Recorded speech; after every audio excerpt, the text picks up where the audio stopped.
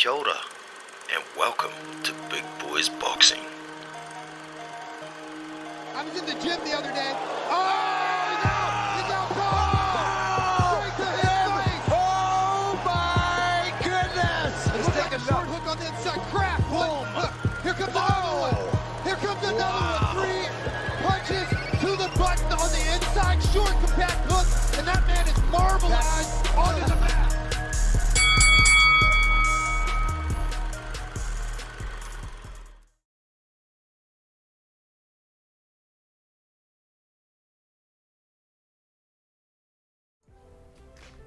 Kia ora team, welcome back to Big Boys Boxing. I'm Jono, your host, and I've got some background. I've got an echo. What's going on?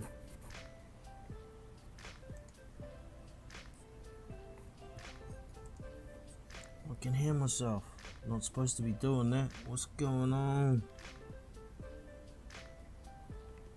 Oh dear. What have I got open? Oh, there it is. I found it. We sorted. So we got Rodolfo Rivera Jr. in the house. What's up? Still the prediction league leader at this stage. But watch 6, bro. I'm coming. I had a big weekend. I haven't added them up yet. I had a quick add up last night, but I was a bit too drunk to be too serious on it. So, but it was a good weekend of boxing to watch, man. It was a pretty decent weekend. I have a quick run through before I open up the panel for everybody. Earlier on in the week, it was Thursday in the States. It was Friday here in New Zealand. We had Otto Wallin taking on a bona fide journeyman in Rydell Booker. He's old as dirt, fat as shit. I don't think Dimitri Salita's doing a very good job of getting Otto Wallin the fights he needs. I mean, he's a good boxer at world level, but he ain't boxing at world level. He's only had one fight at world level, and it was a loss to Tyson Fury.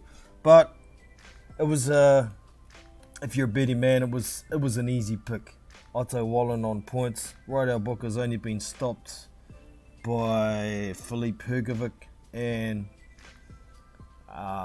Otto Wallin doesn't hit hard like that boy. Hell to the no, he don't. It was always going to be a decision. They didn't broadcast the fight anywhere. I think it was a big stuff up as well. They said they were going to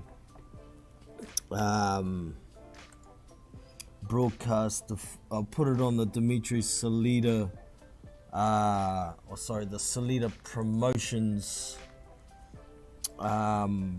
YouTube channel the day after, but I went in and had a look about an hour ago and I couldn't find it.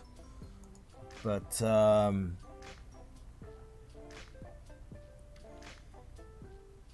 it's up there now. It's up on the Dimitri Salita, on the Salita Promotions website. And if you can't find it on there, you could always head over to the Big Boys Boxing Discord server. And the bro, Phil Carl Roberts, has posted it in the boxing chat here, as you can see. So big ups to Phil. Thank you for that, for tracking it down for us. Also, a couple of days later, we had a card on in Germany with a few heavyweights that you would recognize as well. Unfortunately, I couldn't find a broadcast for that fight. I was hoping to, and maybe do a live stream, but couldn't find anything. EC Boxing was the promoter for that fight. I've seen a few highlight clips around, but really none of these guys were fighting the guys that they should have been fighting. So I'm just bringing up the card on BoxRec because I can't remember some of the opponents' names. Are that insignificant. So give me a sec here.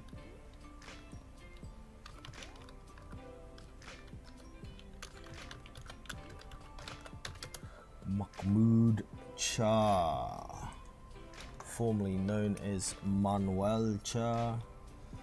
He got the win by knockout in the 3rd round.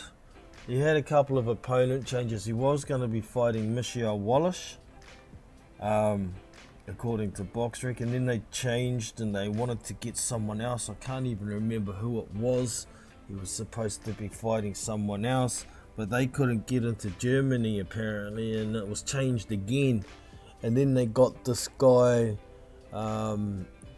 Nicola Malachitch, who was 21-2. I had a quick look through his record, and he'd fought absolutely nobody, but his he was coming off a TKO loss in the 2nd round to Ali Iran Demirazin, who actually fought on the card as well. So I figured Demirazin isn't a big puncher, you know. He's got a good volume and pretty decent technique, but he's not a big puncher. I think Manuel Shah, he's actually still got a punch, and I figured he can get rid of this dude pretty quickly. So I picked the 3rd round stoppage for Manuel Shah in that fight, and hey presto, he got a 3rd round stoppage. So nothing to write home about. Manuel Shah's now calling out, who's he calling out?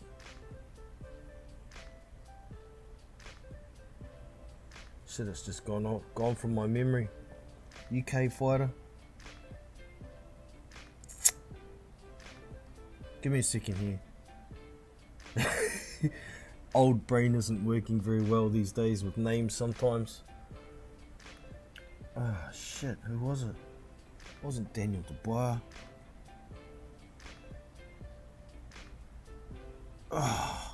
It's gone from my head. Joe Joyce. He's calling out Joe Joyce. So,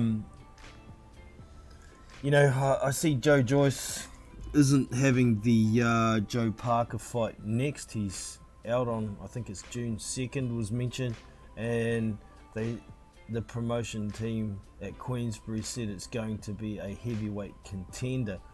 So I mean, it's a possibility it could be Manuel Shah, but I've got high suspicions that Manuel Shah is going to ask for way too much money. He still thinks he's the WBA regular champion in recess. I'm pretty sure they stripped that title of him after he failed to get a visa, whether it was Don King's fault the 2nd time around or not, to go and fight Trevor Bryan. I'm pretty sure he doesn't even have that status anymore. I mean, a regular champion in recess, it's not even a real title for starters. How can they, how can they maintain that? I don't know, but we'll see. It could be who Joe Joyce takes as an interim fight. Apparently Frank Warren seems to think that the Joe Parker fight is made for September, but David Higgins, the manager of Joseph Parker, has frequently come out and said, no, there's no signed contract, there's no deal made, we couldn't make a deal. So Joseph Parker's trying to go and fight Dillian White and get that rematch now. So we'll just see what happens there, but I'm guessing Joe Joyce is going to have another run out against nobody again. So it is what it is. Alright, and moving on to another fight from that card. Like I was saying, Ali Iran Demirazin was on the card. He's now 15-1. He's got one loss. I think that was to Ifeaya Jugba, which that fight went the distance. But he fought Kevin Johnson. We know Kevin Johnson. He's there as an opponent. Most of the time, if he's outgunned, he'll fight in his shell and try and land one big punch. Now and then, when he doesn't feel like he's out of his depth, you'll see him throw punches. I think it was against Marius Wak. He actually threw punches and tried to win. but in this case it was an 8-round decision. It was only an 8-round fight. Ali Arandamirezin gets another W. It was fully expected, and being Kevin Johnson, he's got a very, very good chin. It was expected to be a decision from my point of view anyway. We also had Christian Hammer on the card. He's coming off, I think he's coming off 2 losses. Let me quickly check. Yeah, he's coming off a couple of losses, so he needed a comeback tune-up fight. His last loss was against Frank Sanchez. And that was a case of shelling up. He was well outclassed. And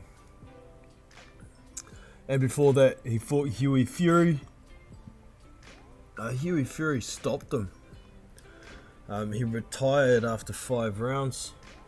I think there was an injury in that fight or something he claimed, but I watched the fight and Hughie Fury was tagging him up.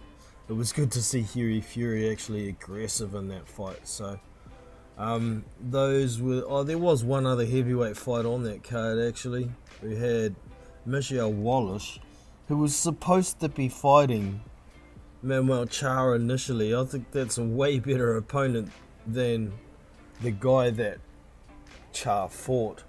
So yeah, I was disappointed with this card. There's names that we recognize on here, but only one of them fought a name that we would recognize in Kevin Johnson. But Kevin Johnson's a bona fide opponent. We know that. So, you know, why couldn't Michelle Wallace fight who did I think he should have fought? Michelle Wallace should have fought maybe Ali Arandamirezin, and Michelle Wallace should have fought Christian Hammer, even though I think they might have already fought. But I think Ali Arandamirezin and Manuel Char wouldn't have been a bad fight. But no, we got to stick them in against bums, absolute bums. This guy that Michelle Wallace fought, my God. Tony Thez. No, it's not the guy that I thought it was. Yeah, it is. He's 19-11. He comes to fight this Tony Thez, but he was outclassed. I mean, Michelle Wallace is nothing to write home about. Don't get me wrong. He's the kind of guy. He was actually touted as a pretty good prospect. He was unbeaten for a while. Can't remember who took us out. It might have been Christian Hammer. But once he gets caught a couple of times, he turns into a pussycat and he's gonna get knocked out. Let me just confirm that. Michelle Wallace, where was his first loss?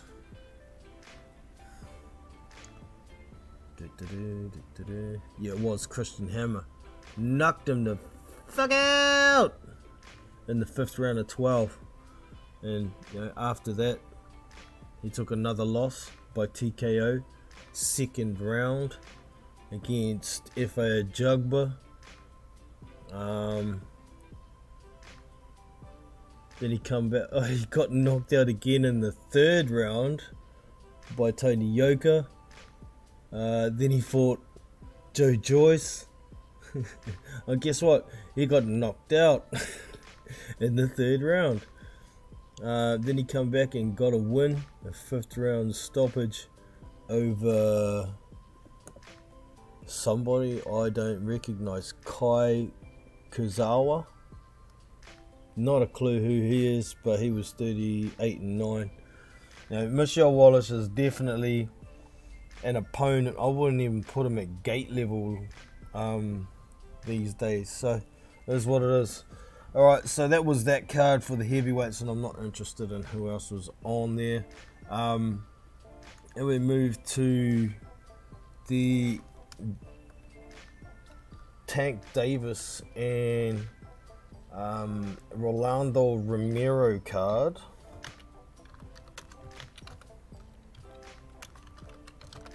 So let me bring up the card. There was only 2 fights I watched on this one. I did have another fight streaming earlier on that I sort of peeped at now and then.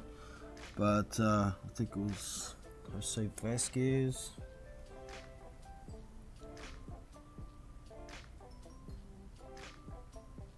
Yeah, it was. Oh no, Jose Ramos. That's it. Yeah, Jose Ramos. Or Jesus Ramos. I was peeping at that card on and off. That fight went the distance, 10 rounds. But the first one I was interested in on that card was Erislandy Lara v Spike O'Sullivan. You know, Spike comes to fight. He's never there to lose. He's always pretty entertaining to watch, but at a decent level, he usually comes up short. And this was a decent sort of fight. It's not quite the Erislandy Lara that we used to know. You know, Lara used to move a hell of a lot more than he does these days. He's always been very defensively responsible and a good counterpuncher. Typical Cuban style, really. And I was a little bit surprised that Spike didn't come out throwing more punches. He usually throws a lot more volume, works his way in behind a jab. But I guess he knew very well that Erislandy Lara is a very good counterpuncher. He's holding his feet a lot more and stepping a lot more into his punches. So he was a bit more cautious. He did get dropped. Ooh, what round was it? I was on the homebrew vodkas. A little bit hazy with some of it. He got dropped early on. If I look in belt, it might tell me.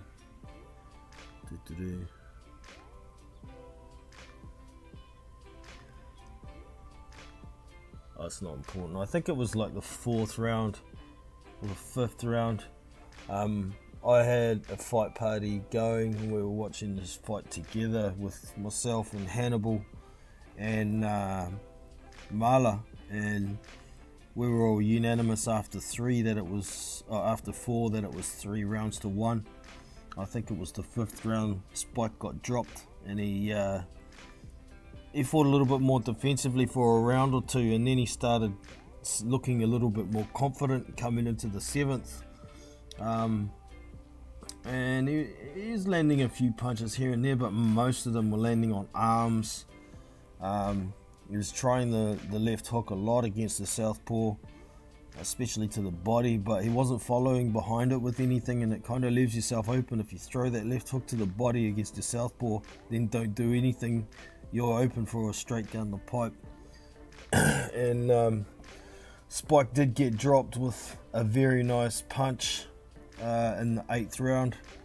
He stood up and beat the count, but the referee stopped the fight. You could see he was a little bit battered and bruised, and if he had continued, he could have been in some brain damage territory. So that was a good win for Erislandy Lara. I mean, Spike's not an actual contender at 160, I don't think, but he's kind of like gatekeeper level, so it was a good win for Erislandy Lara. He's at 38 years old now as Erislandy, so yeah, it is what it is, man. I think he's a champion. What's it say here? World Boxing Association World Middleweight title. So he has got an actual, I don't know, they've taken away that regular title. Well, the word regular on a lot of the websites these days, so I don't know if it's a regular title or the real one. But you know, I'm a heavyweight fan primarily, so I'm not that educated on these lower weights. But also, moving on to the main event of that card was Gervonta Tank Davis taking on apparently unbeaten Rolando Romero. There's a lot of trash talk going on prior to this fight, but you know how they go. It's building the fight most of the time. I do see some people actually had Rolly ahead in on the cards prior to the knockout. I disagree with that. I mean, Rolly was throwing, he was working well behind the jab, and he was making it a little bit difficult for Tank. I maybe gave him 2 rounds out of the 6 because it went to the 6th. And then, Rolly started trying to actually do a bit more. He was kind of making it difficult for Tank, working behind the jab, keeping his distance, trying to pop in and out. But Tank was landing some very good counters here and there, but it was not a lot of them. So maybe you could give Rolly a couple more rounds than I did if you're really generous. But honestly, I thought a lot of the stuff wasn't landing clean. There was some that was landing, of course, but I think Davis's punches were a lot more effective. So I gave Rolly 2 rounds up until the 6th, and then it was a sweeping left hand from Davis, the southpaw. He's got in between when Rolly was trying to throw a 1-2. He tried to throw it a second time and got countered, got dropped, and I was having a laugh. He was on Queer Street when he stood up, his legs were all over the place. The referee was still counting while he was standing and talking to him, and you could see his knees wobbling a bit, and he didn't look steady, and the ref stopped the fight.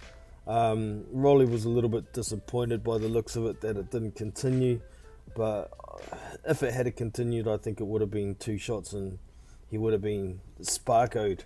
And I know us boxing fans do like to see sparko knockouts, but in this case, I think it was a pretty good stoppage by the referee. And that was the weekend's boxing. So, what I'm gonna do now is drop this link for anybody to join. Give me a sec here, pushing the wrong buttons. Boom, there's the link to join. I will pin that to the top, and I better go get in the chat myself, huh? Bada boom. And bada boom. I am in there. So I was a little bit late with starting the stream today because I didn't think my my stream kit overlay is working, which is what shows the people on the stream, but it's showing now, so that's pretty good. Maybe it just doesn't work when I'm not live, kind of confusing me maybe. But anyways, give me a sec here. I'll get this card up on the stream in a sec. Confusing myself again over here. And the card I want to look at is this card with George Kambosos and Devin Haney, which is coming up next weekend. And it's got 3 Kiwis on there that I want to talk about as well. So there is the card, team. Let me just get over to my chat. I can't do that way. Actually, no, I won't show that. Let me switch this up here. Let me switch this up. Give me a sec, team. Here we go, back over here. So that's the card I want to look at, but make sure my mic's enabled and whatnot in there. We're all good. Alright. Getting back over to the chat. And we have Iron Kong in the house. How are you today, bro? You are muted. See if I can unmute you. Hit the mute button, bro. No, I can't unmute you. You'll have to do it yourself. There's a little mute. There you go. What's up, man? Good as. How you going, man? Hey, man. You know, it's all good here. I just had to go and make the kids shut up for a second. That's why on mute. I know all about that one, man. They pick any time I'm about to do anything on the computer.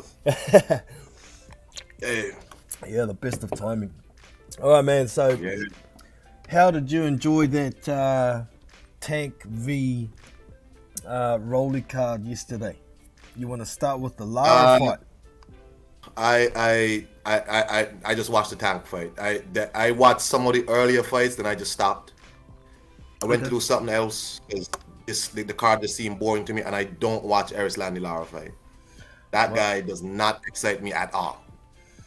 He's not it's not exciting, but he's changed up his style and he's standing and punching a lot more these days. But that's fine, bro. That's fine.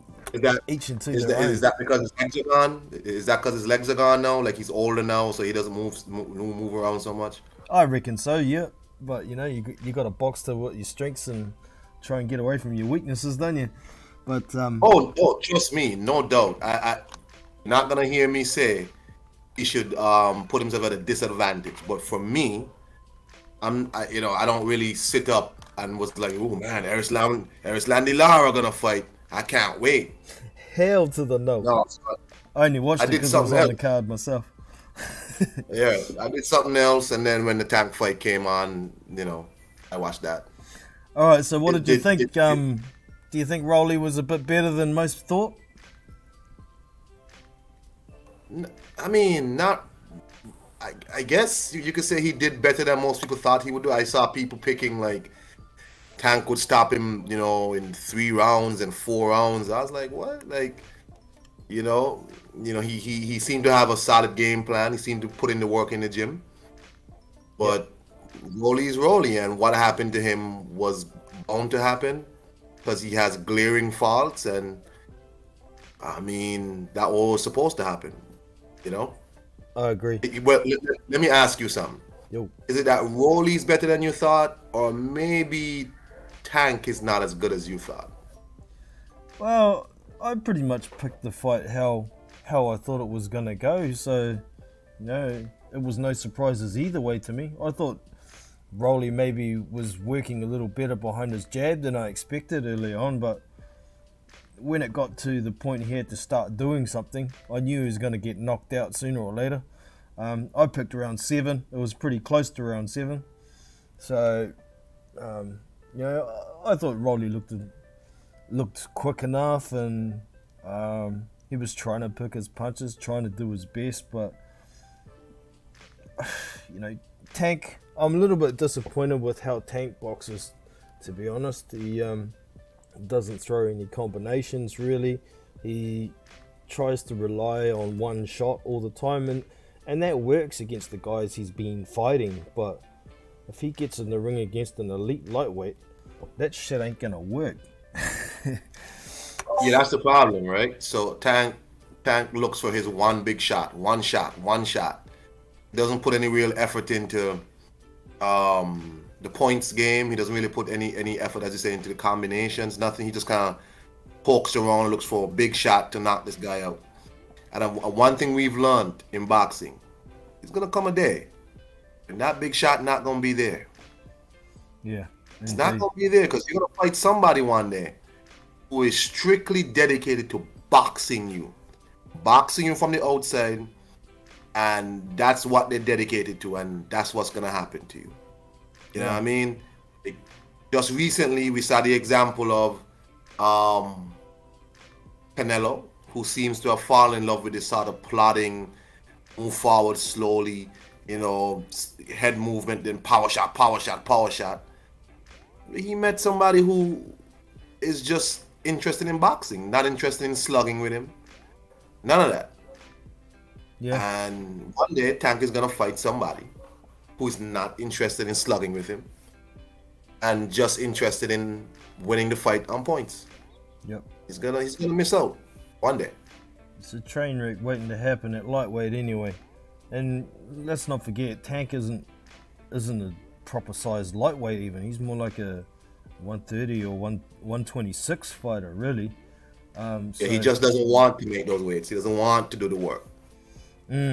Is he a bit lazy? And I also noticed after the fight, Leonard Alabi's going off talking about selling out the stadium and whatnot.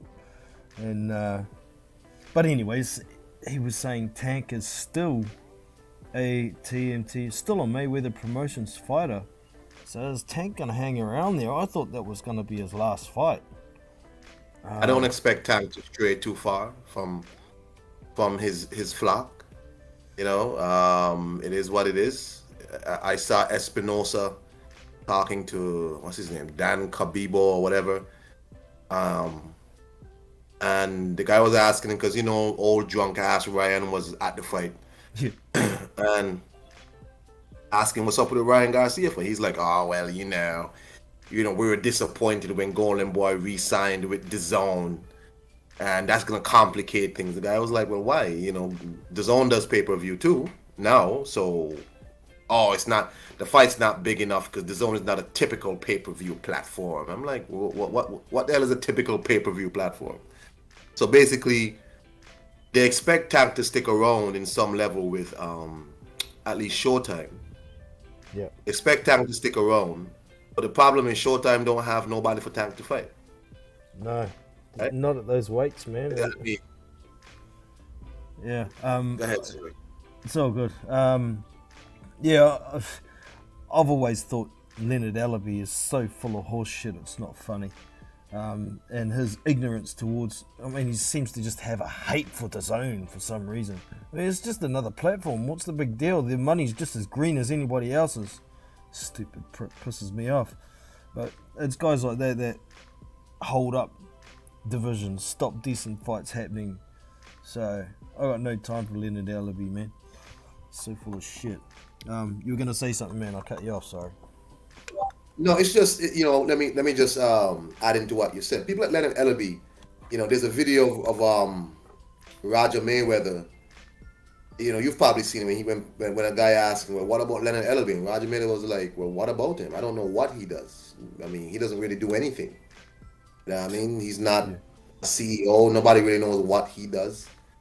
The guy just dresses up in outlandish clothes, talks a lot of nonsense, and doesn't, I mean, he has Tank, but Tank selling out the Barclays Center has more to do with the fact that people fall in love with knockouts. It's just a lot of empty calories. But there's gonna come a time when you're not gonna be able to hide him anymore. Keeping him on PBC don't make sense. They don't have nobody over there for him to fight. You don't want to make fights with nobody else. You know, you don't want to make a, you know, some other promoter rich, as Floyd said. And it's like Tank Davis himself said on video that he never asked for no big fights. So you have a promotional team that has no interest in matching him tough, and a fighter who himself has said he's never asked for any of those names. So let Tank stay where he is. He's gonna keep, you know, fighting these tomato cans and whatever. But all the fights for him are elsewhere. They're pretty much all on ESPN. All of his fights are on ESPN. Yeah. You know, because Haney's there now, so all of his fights are on ESPN, and they're not in a position to do it like Terence Crawford. This time, Bob Arum is the one who has the handle and they have the blade.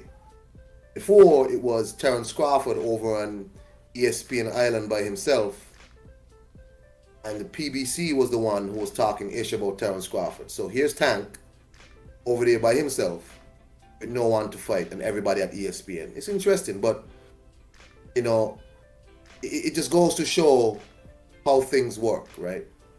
As Terence Crawford, oh, what you doing over there? You're in the wrong place. With Tank, he's in the right place. He's selling out. Selling out fighting who? Yeah. I mean, in the eyes of most boxing fans, nobody's ignorant enough to believe that, you know, Tank's a legitimate WBA champion, because it is a regular belt he holds, isn't it? The real belt is one that George Kambosos has, so they're trying to promote that over there. And like you say, people seem to be falling in love with knockouts, but the real boxing fans know that the opponents aren't up to par, and that's why he's getting a knockout. So if he's not interested in any kind of legacy, then he can stay over there, keep knocking out these tomato cans, taxi drivers and paper delivery boys. But each into their own. I was really hopeful that he was going to be leaving Mayweather Promotions and start trying to do something with his career rather than just making these little paydays and doing his thing. But anyways, we shall move on to the weekend ahead. We have the big undisputed fight between George Kambosos Jr. He's 20-0. He'll be fighting Devin, is it the Dream Haney? I think his nickname's the Dream. He's 27. Yeah, the Dream. Yeah, and Ferocious Kambosos. Sorry, I forgot to mention. I think it's going to be a pretty decent fight. We've also got a couple of other guys on that card. We've got the Maloney brothers are both fighting on that card, and I wouldn't say totally insignificant fights, but nothing to write home about. But we also have Junior Farr. He's going to be taking on big dummy Lucas Brown. That'll be an easy win for Junior Farr in my eyes. But the one I'm looking forward to the most is seeing my favorite heavyweight at the moment, smaller guy, Hemi the Heat Ahio, is going to be taking on John Bones Jones. That's going to be on the card as well. But also we have David Nika, another Kiwi boy fighting at cruiserweight. He's only going to be fighting in his third fight. He's taking on, what's this guy's name? Kareem Matala, who is 2-1. So we've got a few fights to look forward to for us down under here. Of course, you'll be looking forward to the main event, the Most Iron Kong. You want to give us your take on that and how you think it might go? Did you say Junior Farr is fighting Lucas Brown? Correct. Yeah. Listen, man, let me tell you something. I don't know what Junior Farr... Oh, man. I thought after the Joseph Parker fight, we would have seen more of Junior. Is that his first fight since Joseph Parker? It is. He's been redundant for a while. Oh, my God. Does he have like another job? He's like a school teacher or something? What does he do for a living? Nah, man, he's concentrating completely on boxing now. Is he?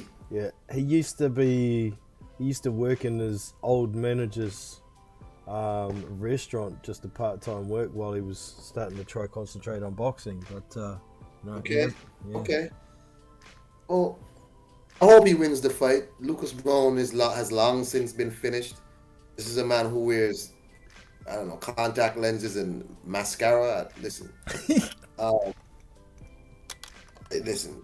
I'm rooting for Junior Farr and his mustache, and I hope he wins, man. I mean, he seems like an alright guy. Seems like somebody who's trying to make it in a somewhat tough market down in Oceania, and I hope he beats Lucas Brown and he can push forward his career. It's never a nice thing when you have to split time and ain't really no good fights around trying to split time. So I'm also hoping that Junior Farr, now Eddie Hearn is gonna launch, Matchroom's gonna launch in Australia. Maybe he can get some fights on Matchroom cards, hopefully, if they are regular in Australia. You know what I mean? Yeah, well, he is a Lou DiBella fighter, but Lou's working a little bit with the zone these days, so it's a possibility.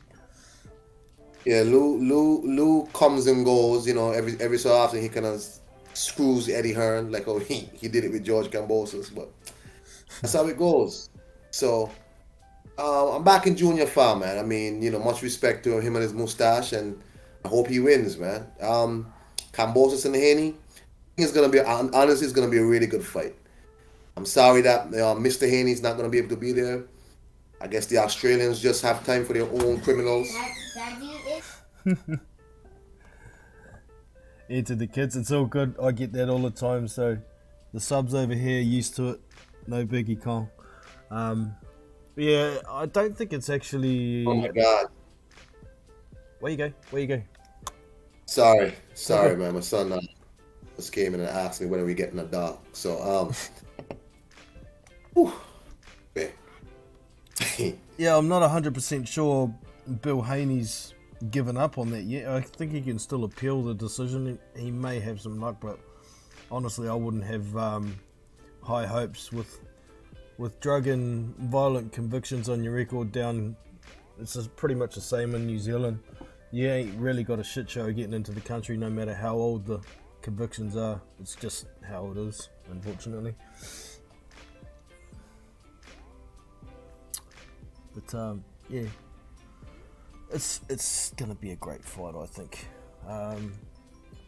Oh, Jesus, mate. Sorry. It's all good. No worries. You want to continue? No, you know, the whole Bill Haney thing, you know, I guess that's the rules of Australia. They only have time for their own criminals. So, you know, but Devin Haney seems, let me tell you something, he seems really focused. He not letting nothing dissuade him. He seems super, super focused. What I dislike is that people seem to, well, let me say, the American contingent seem to pretty much be crowning Devin Haney already. Moses is a guy who had to go through some rugged times in his career, man. He had to travel around and be a sparring partner and fight a lot of eliminators, fight bum fights, or you know, just keep traveling because he wasn't back in Australia. So he had to, you know, make his rounds. And I'm looking forward to the fight. I think it's going to be really gritty. I think people expect Haney to be able to keep it on the end. I think Kambosos will try and make it really gritty.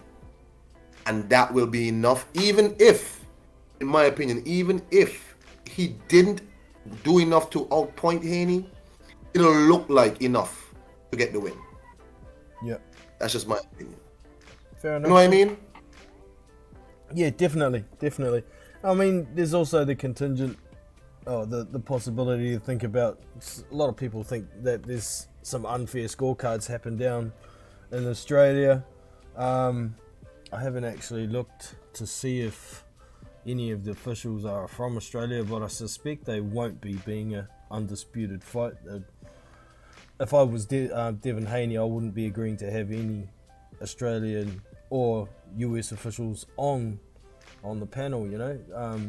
All neutral would be great, but of course there's always the persuasion of the crowd. There's going to be a lot of support for George Kambosos Jr. and judges can be persuaded by the crowd cheering for certain things and, you know, not acknowledging punches that Haney lands and things like that. So, you know, I think maybe we could just about say Kambosos is going to be 2 rounds up before the fight starts, to a degree at least. But I think it's going to be a great fight, and like you say, Kambosos has really done the work to get where he's gotten to before the great fight against Teofimo. And I think a lot of people think it was a bit of a fluke, a one-off performance. He was motivated by also the death of his grandfather and the birth of a child in his training camp against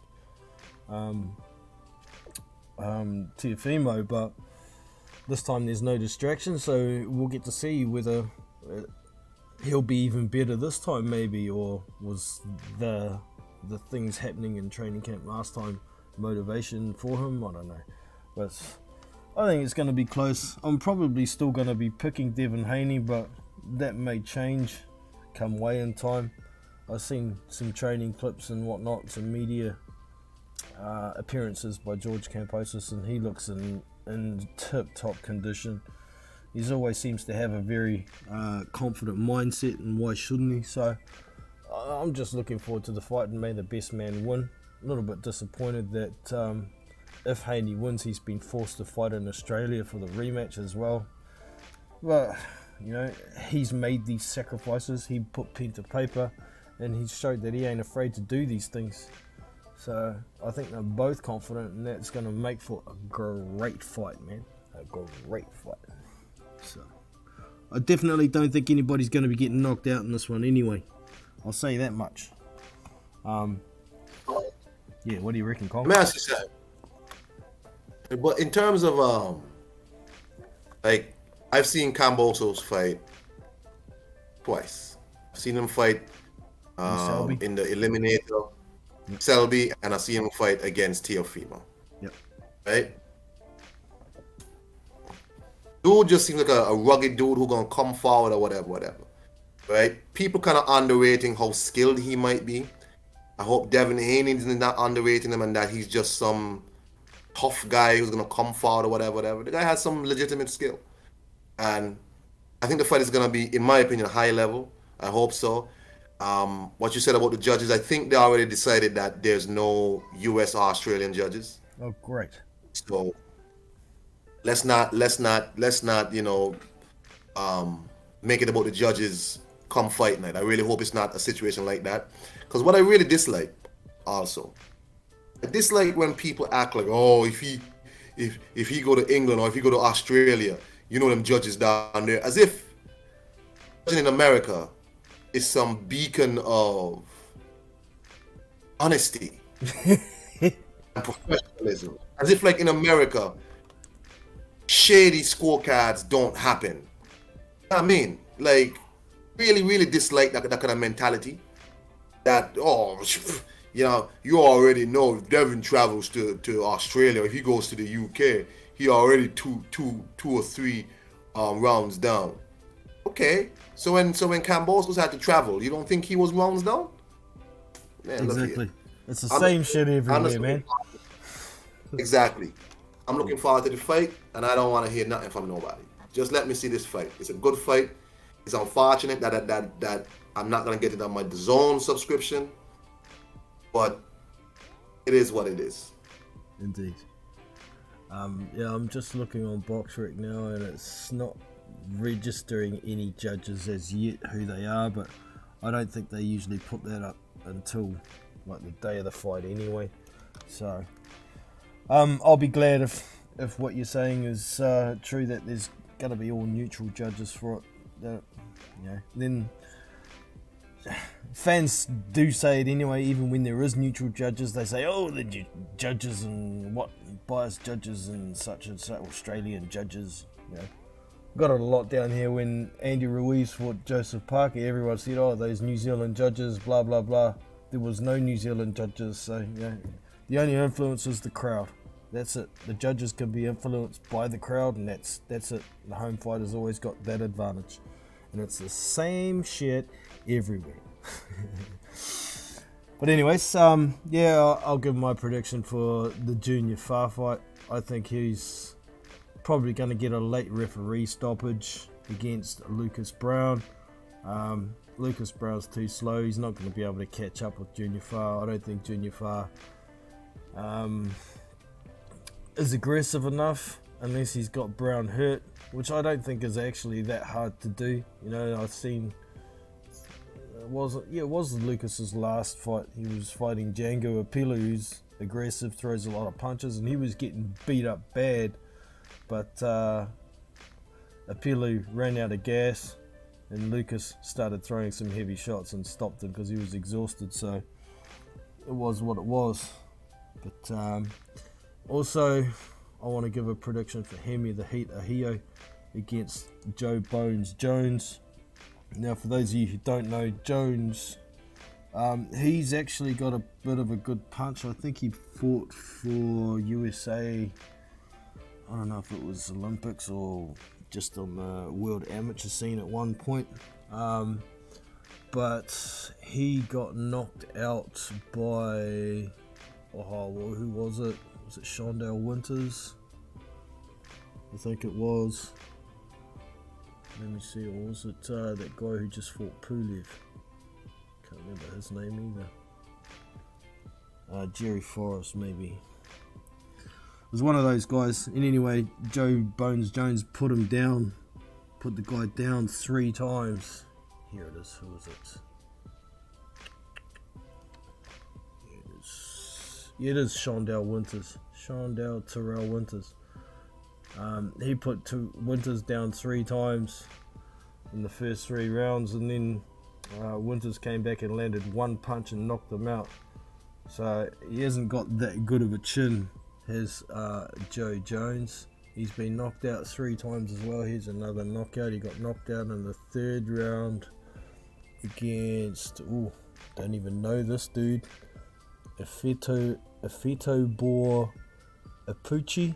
Far out, don't even know who that is. He was 9-0 at the time. And the other knockout, where is it? Here it is. Oh, he got knocked out in the first round against Joey Dawako. Oh dear. Oh dear, Joey Dawako sparked him in the first round. So, Haney the Heat Ahio's fighting this guy, and I'm predicting a first round knockout. I'll put it out there right now.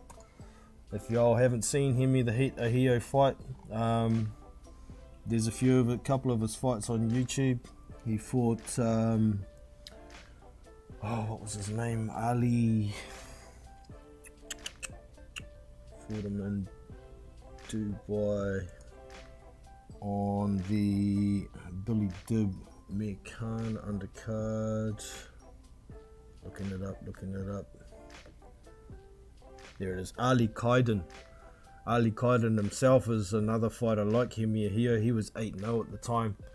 They just go for it in the first round, both of these guys. I think it was actually on the intro of this video. Ali Kaiden and Haney the Heat Ahio, first round shootout, and Haney knocked him out. Since then, Haney's fought Joshua Tufty, which was in America on the junior far undercard when he fought some dude, can't remember. And he knocked him out in 7, I think. Yeah, it was 7 rounds, Joshua Tufty. He's a bona fide journeyman. But he fought Julius Long, beat him on points the first time. And then, he knocked him out the first time. That doesn't look right. BoxRec's all messed up here because, I'm looking at the wrong fight.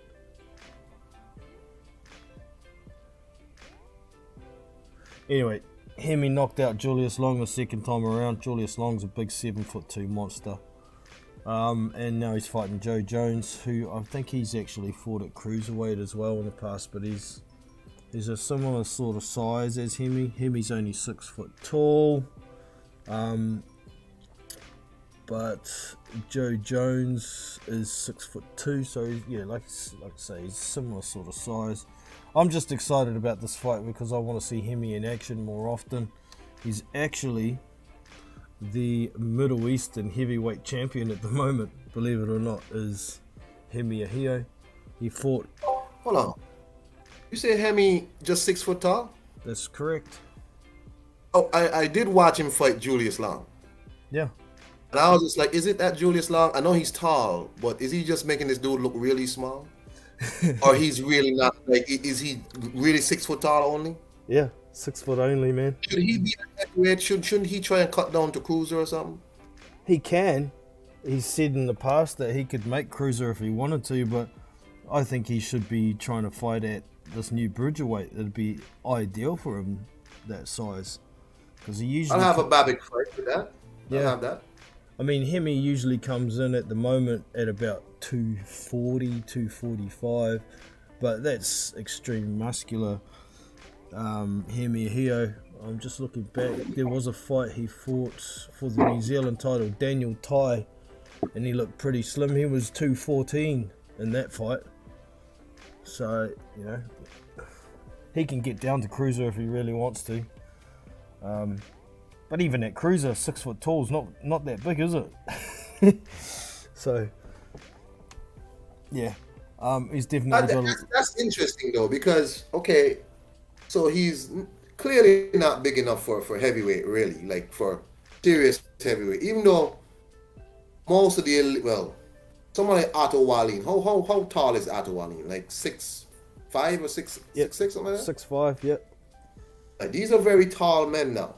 You know what I mean? And you want to put yourself in a situation where you have your best chances, but maybe down in his area, it ain't a lot of people his way in those weight classes for him to fight, and maybe he doesn't like who is he signed to a major promoter or anything like that? No, Lou DiBella Entertainment.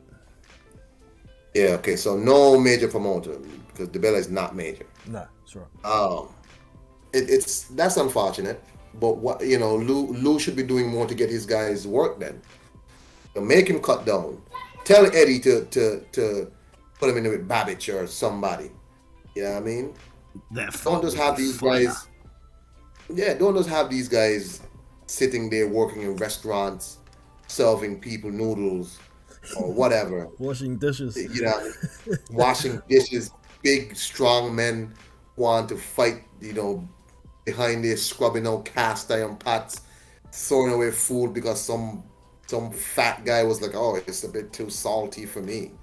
Oh, shut up. You know, so I actually worked in a restaurant at one time, so I know how that goes. Yeah, it is what it is.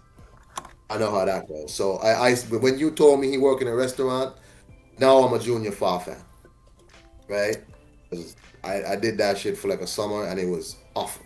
Yeah, you got to do what you got to do sometimes, though, huh? Hey, listen, I did that because I needed some money for school clothes and whatever. But I'm just saying, people like Hemi, Hio, and these should not be lost in. What about Duco? Why isn't Duco doing nothing? You know, I thought they did this big promotion down there with Joseph Parker and them. What's happening? Duco's pretty much dissolved, mate. David Higgins. Has it?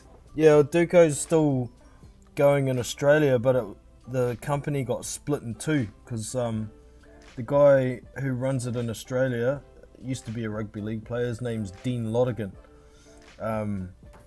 He promoted the Pacquiao v Horn fight. But him and David Higgins used to be joint owners of Duco, and that was a trans-Tasman business. But they had some kind of disagreement, and David Higgins split off and he took the New Zealand side. He still does some events here in New Zealand, but nothing to do with boxing. Things like the Rugby League Nines that happen over here, and 2020 cricket's Black Caps versus the rugby players, that sort of thing. But nothing to do with boxing. That's why he's only managing Joseph Parker now. So that's why he's having Joseph Parker telling all these lies. And you need to talk about that, big boys.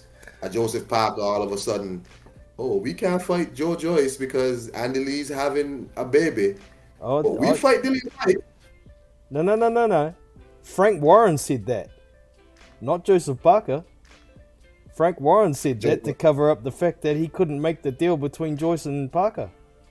Well, Joseph Parker needs to say something because he seems very shady right now. But let's not get off the topic. You go ahead with your show, my brother. Man, we're pretty much done over here with that stuff, so we can get on to anything you want now. It's open, open mic time. You need to tell me about Joseph Parker and Joe Joyce. I'm like, what? So this guy's having a baby. Somehow you can't fight, but all of a sudden, no, we'll fight Dillian Whyte. But somebody has to say Frank Warren is lying then. Man, that fight has been... They've been trying to negotiate that fight for months and months. First, they were trying to make it in April. Then they were trying to make it late May. Then it was late June, early July. And they just haven't been able to get the deal made. I'm not sure what the deal is. We know very well that David Higgins is a very difficult man when it comes to pushing for things that he wants in the fight. He wants in the contract. If it's not right, he's not going to sign no contract. We know Frank Warren's probably going to be wanting to underpay because he's, you know, they didn't release any numbers for the Dillian Whyte Tyson Fury fight because I think they took a loss on that fight. He paid a lot of money to have that fight, so I don't think Frank Warren's got enough cash to stump up for a final eliminator between Joseph Parker and Joe Joyce. But either way, the deal hasn't been made. David Higgins keeps coming out and saying, no, there's no deal made. There's no deal made. But Frank Warren keeps saying they're gonna be fighting in July. It wasn't. Now he's saying they're gonna be fighting in September, but there's no deal made. They're close, apparently. But Frank keeps saying this, and then Frank come out and said, oh, well, they're not gonna be fighting in July because Joseph Parker's trainer's having a baby around that time. It's like none of that shit came out of the Parker camp, full stop. They haven't said nothing like that. So to me, that says Frank Warren's trying to cover up that he hasn't been able to make the deal. but you know, this is just my assumption. But it's no secret that Parker has wanted that Dillian White rematch forever. So he has wanted that fight, but what you know, it just seems odd to me that you can't do the Joe Joyce fight because you're not saying Frank is lying. You know what I mean? David Higgins never is shy about his opinion of the promoter when it comes to Eddie Hearn. Eddie's this and Eddie's that. Yeah. But if Frank Warren is lying, then David Higgins needs to say that's not true. We don't know nothing about nobody having no baby, and we can fight. You know what I'm saying? So if what you're saying is true, that it's just that the deal can't be made, then somebody from the Parker camp has to clarify that because it's looking bad for Joseph Parker. Because if you go on Twitter, when the whole post came up about him fighting Dillian White, people were like, "Well, how is this? You can't fight because of a baby that somebody else is having, somebody else's wife is having, or but you can fight Dillian White."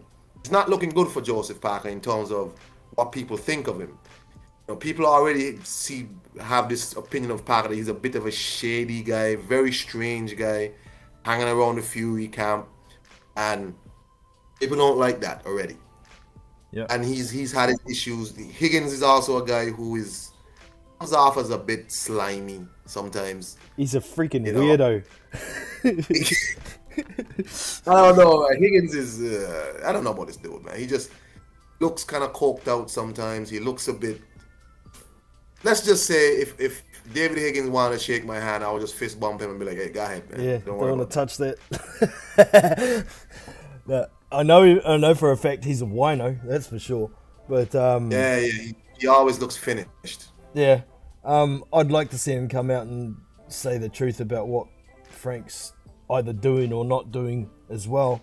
But I suspect that they do want to leave the door open for that fight still to be made because it's definitely going to be a final eliminator if it does get made. So I think maybe Higgins is thinking that if he offends Frank Warren too much, then the deal's not going to get made at all.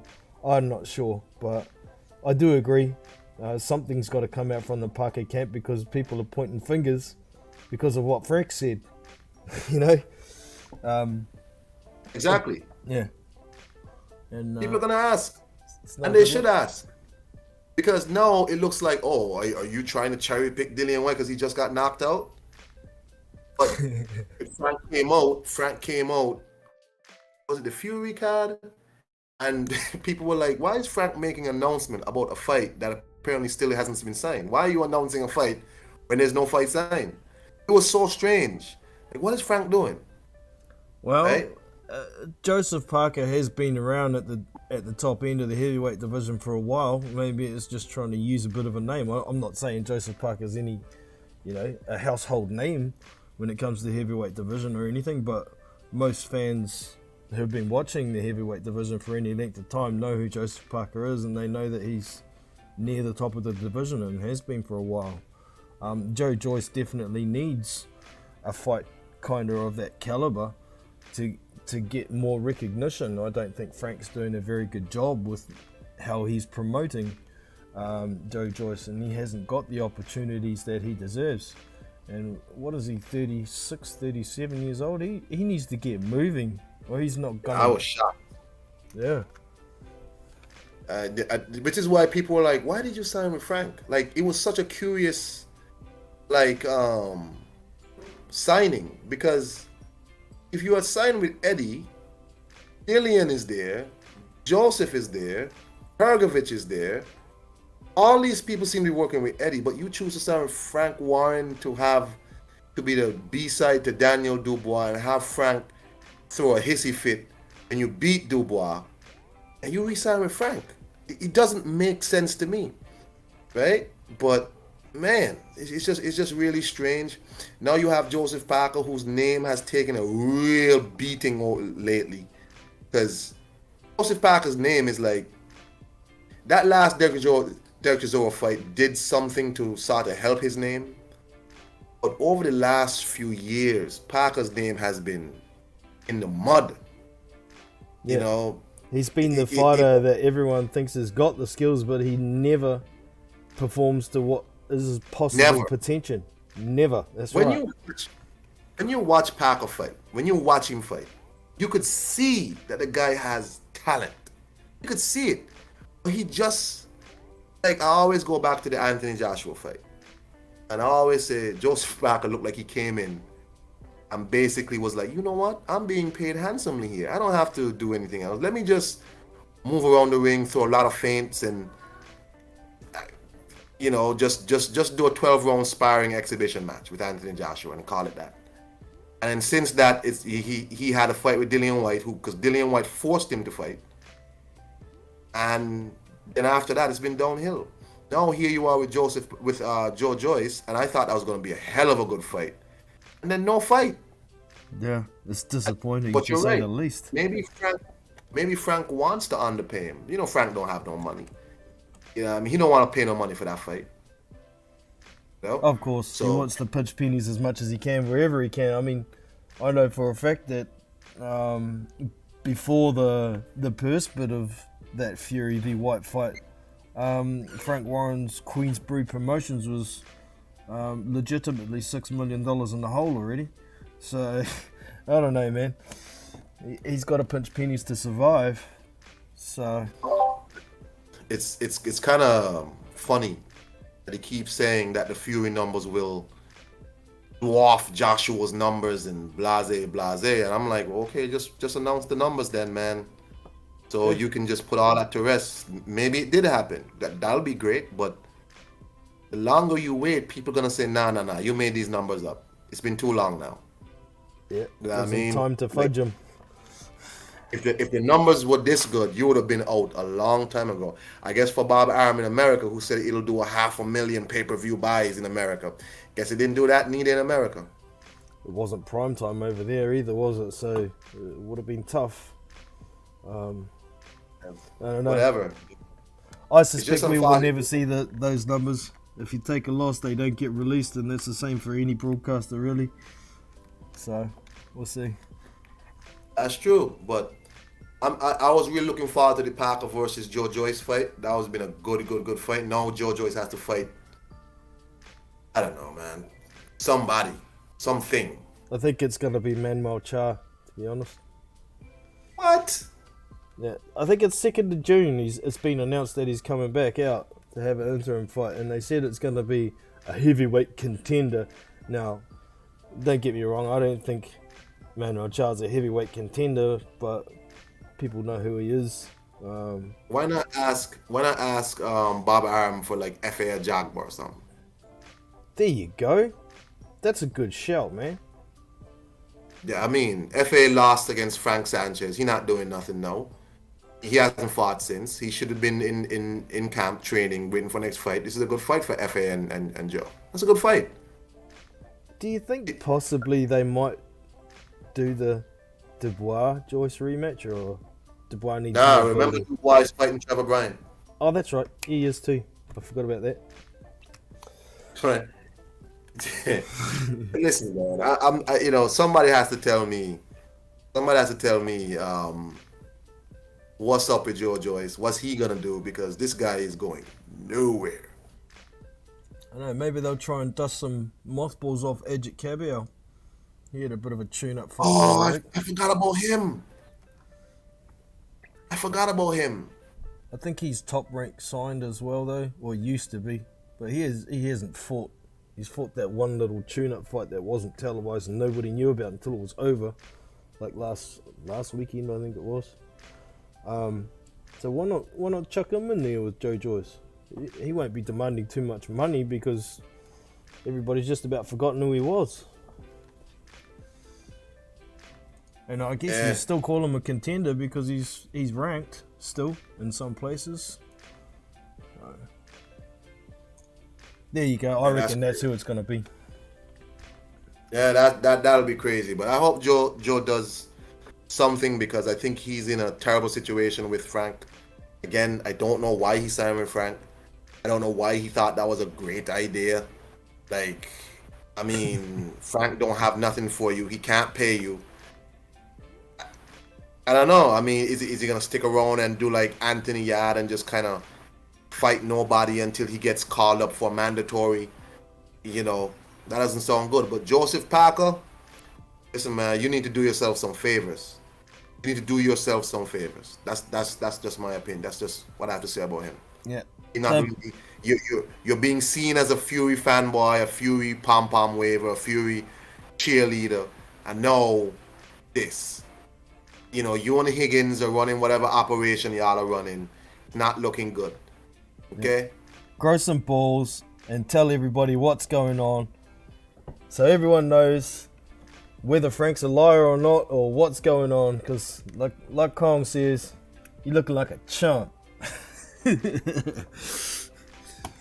Anyways, I think that's probably about us for today. Is there anything else you want to touch on before we wind it up there, Kong?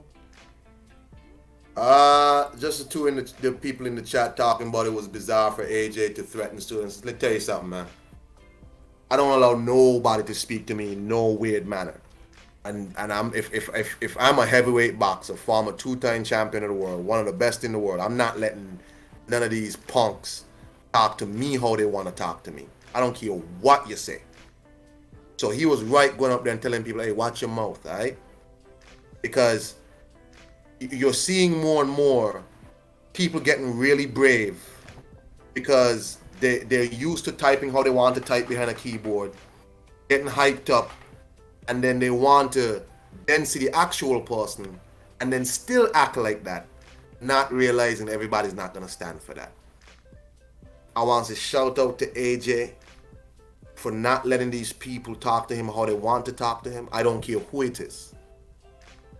And that's all I got to say. Hey, big boys, you have a great, oh, well, is it day or night where you're at? I don't know. It's morning over here, bro. Monday morning. Oh, great morning to you. You and the family. Take it easy, man. All right, Kong. I'm Kong joining us once again. Thank you very much. Much appreciated. If you haven't already, get over. He's got a channel of his own. So, yeah, check him out. And peace, brother. Take it easy. So, yeah, my opinion on AJ stepping to these students and giving them their serve. It's like, good on him. I mean, these guys, like Kong was saying, they think they can get away with saying what they want to say here and there. They start saying, get the balls to say it to someone's face. So AJ stepped to him and told him how it was. And it got publicized as well, which I was extremely happy about, because other people with that same mentality are going to think twice about doing that sort of shit. Because the 6'6" monster might turn around and take out their glass jaw, like he pointed out. So, you know, keyboard warriors, meh, they get what they deserve. Makes me feel better about things. And yeah, I just think, you know, a lot of people saying it's unprofessional that he did it, and it's showing that he was flustered by these fans. Maybe he just had enough. Maybe he just had enough, man. And yeah, like I say, it's publicized, so people know that they can't get away with saying that shit to his face without getting stepped to. You know, those students sat there shitting themselves, not saying a word, quivering like little bitches.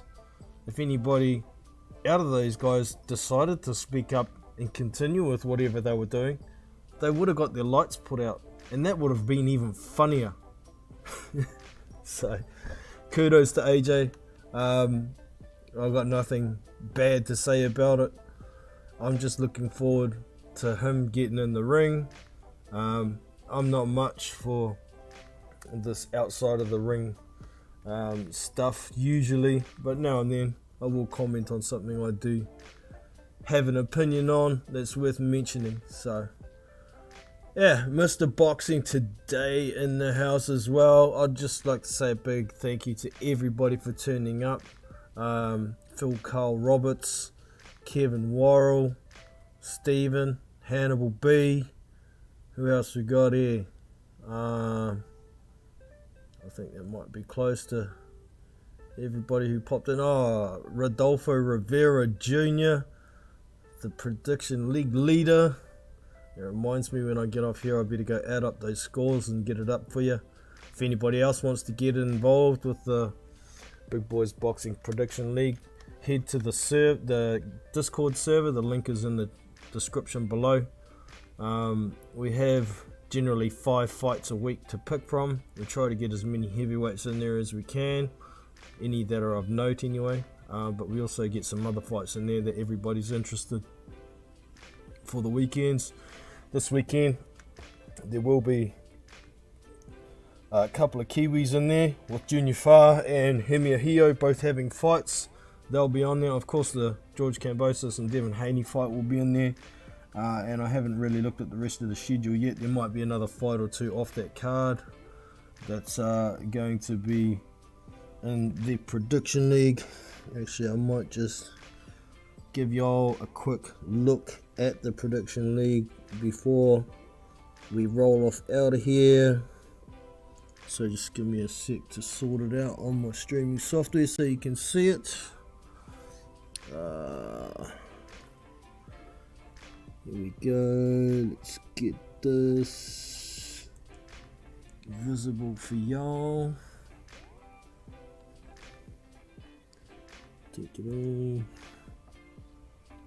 So here's the Big Boys Boxing Discord server.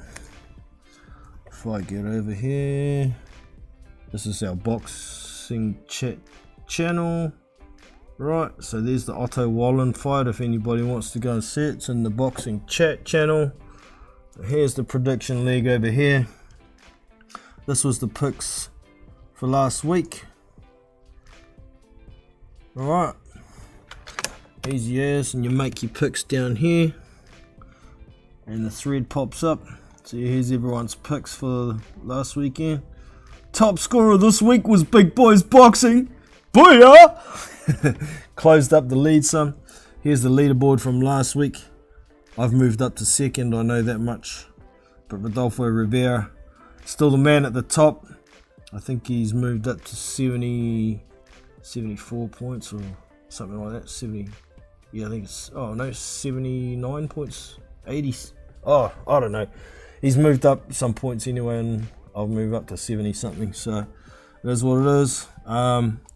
Every 5 weeks I post a rules refresher for anybody wanting to know rules, so you don't have to scroll right to the top to find out. Yeah, get over and check it out, man. It's just a bit of fun. There will be a $75 prize for the first place and $25 for the second. It's only New Zealand dollars, so it won't be well, it's not going to make you rich, but yeah, it is what it is, man. Get over, it's a bit of fun. We also stream some live fights and have fight parties and things over there. So yeah, that is us for today. Appreciate everyone dropping in. Don't forget, before you leave, to where is it?